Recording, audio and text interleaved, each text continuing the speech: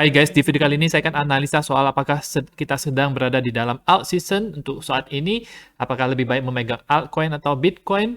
Kita akan lihat dari on-chain dan technical analisisnya.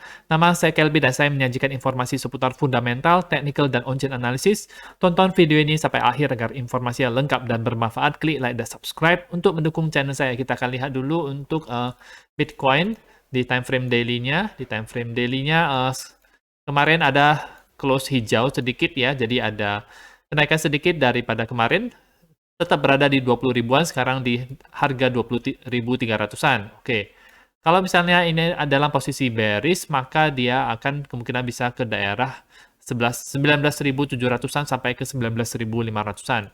Kalau posisi bullish, maka dia akan bisa retest di daerah 21.000 ya teman-teman. Oke. Untuk indikator sebenarnya kondisinya masih sedikit bullish ya, tetapi ada bahaya bearish yang mengancam untuk time frame daily-nya. Oke, kalau time frame yang lebih gede, time frame weekly-nya itu masih dalam posisi bullish ya teman-teman, dan meskipun minggu ini merah, tetapi ini tidak terlalu bagaimana banget, masih dalam posisi yang baik menurut saya. Karena biasanya setelah ada candle yang besar seperti ini, pasti akan ada candle merah sedikit, itu tidak masalah. Time frame 4 jam bagaimana? Time frame 4 jam itu kita sedang dalam posisi bearish, tetapi perlahan-lahan mau bullish. Ini ada MACD crossover yang akan terjadi, dan RSI-nya juga akan meningkat ke daerah di atas 50. Dan ini kalau kita lihat, kita tarik garis daripada trendline ini, maka sedang terjadi breakout daripada garis downtrend ini, dan mungkin bisa lebih condong ke bullish kalau kita lihat daripada time frame 4 jamnya. Ini bisa ke daerah, targetnya adalah ke 20.400 sampai ke 20.600-an itu ya. Oke. Untuk Nasdaq dalam posisi naik untuk hari ini ya. Jadi Bitcoin juga sedikit naik hari ini, dan DXY dalam posisi turun ya. Jadi kita lihat ini adalah garis yang saya gambar, garis semacam downtrend tersebut, dan ini menunjukkan kalau ada pelemahan daripada DXY. Pas di sini dia mantul mengarah ke bawah dan mulai bearish untuk DXY, yang mana bagus untuk Bitcoin. Oke. Kita akan lihat situasi sekarang. Kalau kita lihat daripada pendapat dari trader, ini adalah altcoin market cap. Ini akan mendapatkan yang namanya bullish crossover daripada indikatornya, yaitu 21 week EMA dan 200 daily simple moving average. Jadi perpaduan ini itu bisa mengindikasikan apakah kondisinya itu lagi bullish atau bearish ya. Dan ini merupakan sinyal beli yang sangat historical. Jadi sangat bullish sekali kalau misalnya terjadi crossover tersebut. Saya akan tunjukkan di sini. Sebelum saya tunjukkan ke yang chart di trading view-nya, kita akan lihat posisi kita berada di sini, dan terakhir kali sell crossover, jadi bearish-nya itu di tanda merah ini. Terakhir kali beli itu di sekitar tahun 2020-an, itu harga altcoin itu naik cukup lumayan dari situ, tapi ada corona dam yang terjadi waktu itu, jadi sempat ke mungkin all time low-nya untuk beberapa altcoin ya. Tapi dari situ langsung recovery dengan sangat cepat sekali ya.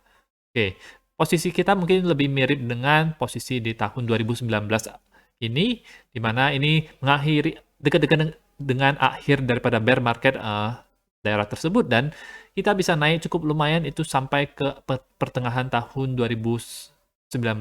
Berarti ini maksud saya akhir 2018, kita bisa pump sampai ke pertengahan 2019, Bitcoin bisa naik 4 kali lipat daripada bottomnya, itu sangat lumayan sekali ya teman-teman. Nah, mungkin bisa terjadi juga sampai ke tahun depan, bisa jadi ya. Oke. Bagaimana chartnya? Chartnya itu kelihatannya seperti ini, jadi ini saya delete aja. Ini kita lihat di weekly-nya. Weekly-nya itu, time frame weekly-nya ini kita lihat ada sell crossover di Januari 2022, itu merupakan tandanya, dan ini adalah kita lihat daerah merahnya itu akan segera mengecil dan perlahan-lahan berubah menjadi hijau ya. terakhir kali itu dari merah ke hijau itu di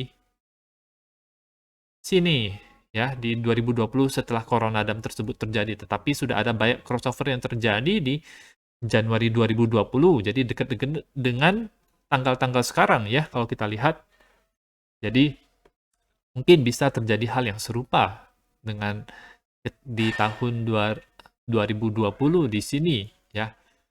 Atau mirip dengan situasi di sini di April 2019 akan ada kenaikan, naik, kemudian retest band ini, kemudian dia bisa naik sampai ke atas. Jadi ini merupakan hal yang positif banget buat altcoin dan menandakan kalau altcoin sekarang posisinya juga sangat kuat sekali ya.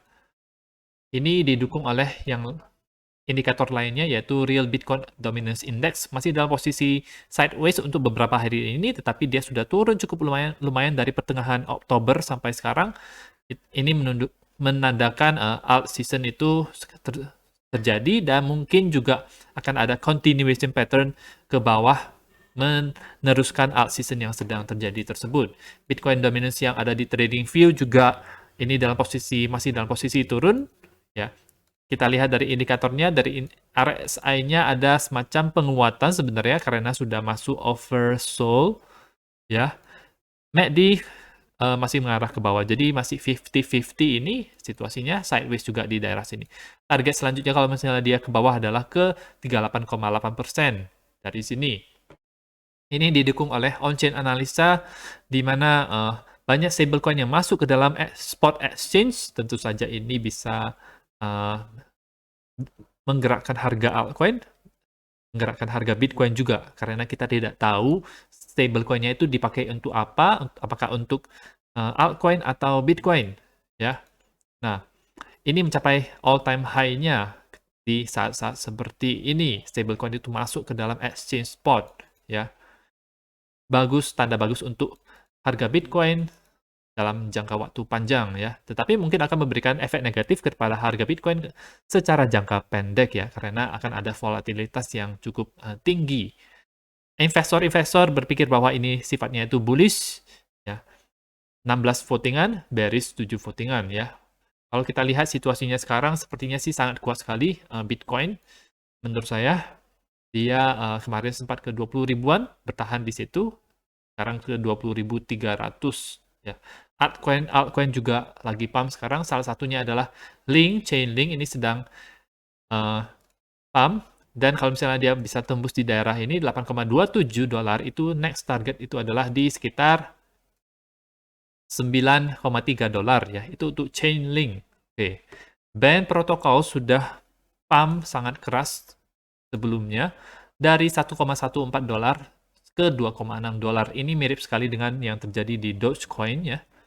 Jadi menurut saya tidak layak untuk membelinya sekarang karena kita terlalu mengejar pump, kita terlalu mengejar kereta. Kalau misalnya kita beli di sini lebih ada potensi untuk turunnya. Kita lihat aja di daily-nya ini sudah masuk dalam posisi overbought ya.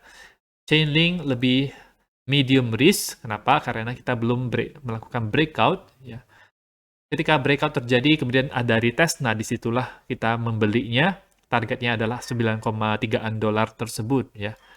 Jadi ini adalah yang harus dilalui. Kita lihat di time frame 4 jamnya. Kalau misalnya lewat, nah kita lihat kalau ini merupakan daerah yang sangat penting. Jadi agak susah untuk ditembus oleh Chainlink. Nah, kalau berhasil tembus, dia bisa ke 9,3 dolar atau profit sebesar 12,5%, lumayan ya, lumayan. Oke. Yang lainnya itu yang saya mau tunjukkan adalah ini ada koin Mass USDT. Oke, pump sangat lumayan banget ya. Sangat cepat sekali dari harga 1 dolar sampai ke 6 dolar ini kuat banget. Ini kemungkinan karena ada narasi yang dijalankan oleh Binance, di mana dia membuat yang namanya, kalau tidak salah, Bluebird Indicator, itu mencakup 3 koin, yaitu pertama BNB, kedua Dogecoin, yang ketiga adalah koin Mass ini yang pump-nya itu gila-gilaan. Sekarang waktunya membeli? Tidak ya, teman-teman. Tidak. Waktu yang membeli adalah ketika sekarang posisinya itu lagi rendah seperti ini itu kita beli. Kalau kita yakin dengan fundamentalnya itu kita beli. Sekarang sudah terlalu lambat meskipun ada potensi untuk naik lagi ke atas, tapi tidak banyak dan resikonya terlalu tinggi. Posisi juga ini lagi overbought, jadi sebaiknya jangan beli. Mending beli koin yang lain. Oke. Contohnya adalah kalau misalnya kita lihat, saya lagi nyari, ini juga sama ya, dia karena mengikuti, karena ini sama-sama Oracle, jadi ketika band itu pump dengan sangat keras sekali, yang lainnya juga bisa ikut serta di dalamnya ya. Dia ikut berarti oke. Ada beberapa koin yang saya mau kasih lihat, semoga saja internetnya cukup lancar sehingga saya bisa menunjukkannya kepada teman-teman. Kira-kira koin-koin mana yang cukup berada di bottom. Itu yang satu yang saya ingat itu adalah GLNR, ini adalah Moonbeam. Saya akan tutup dulu yang lainnya agar tidak terlalu berat. Oke, kita akan lihat Moonbeam, kemudian kita akan lihat koin lainnya. Untuk Polkadot kita lihat, Polkadot dia dari bottomnya itu, dia sekarang baru naik 16,45%. Targetnya itu adalah dia bisa ke daerah ini, $7,8. Kalau misalnya bisa tembus di atas sana, berarti dia bisa ke daerah $9. Jadi itu adalah targetnya. Kira-kira kenaikan berapa? Kenaikan sebesar 17%. Kalau ke $9, maka dia bisa ke 34%. Ya, oke. Glimmer, Moonbeam, ya. Ini dalam posisi curve ke atas, ini target dekatnya adalah dia bisa ke 20% ke $0,58. Ini adalah target terdekatnya. Kalau bisa lewat $0,6 di atas ini, maka dia bisa akan meretest kemungkinan daerah ini 0,76%. Atau kalau dari harga sekarang itu sekitar 45% kenaikannya ya. Oke. Beberapa koin lagi, kalau FTM sedang pump ya teman-teman. Ada resistance di sini, jadi 0,3%, jadi sebaiknya jangan membelinya dulu. Oke, kecuali dia teman-teman mau breakout trading, dia breakout ke atas kemudian retest dan dia ke atas ya. Tapi kalau dari saya lebih suka ketika dia berada di sini dibandingkan dengan ketika dia sudah pump di sini ya. Oke.